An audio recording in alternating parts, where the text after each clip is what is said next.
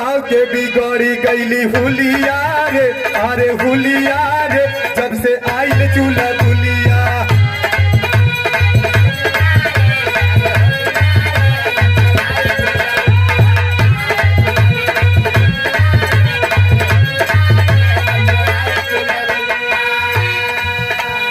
आए बाबू, आज जब दोनों परिवार में दुल्हन आई गई, वही परिवार के भइल का घरवा के बिगड़ गई रहानिया हो, अरे रहानिया हो, जब से आइल दुल्हनिया।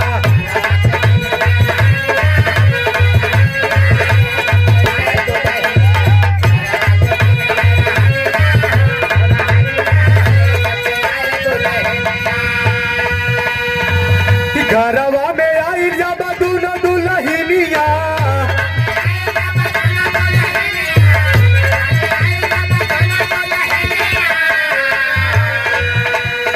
अंधा के नहीं मिले भोजन पनिया,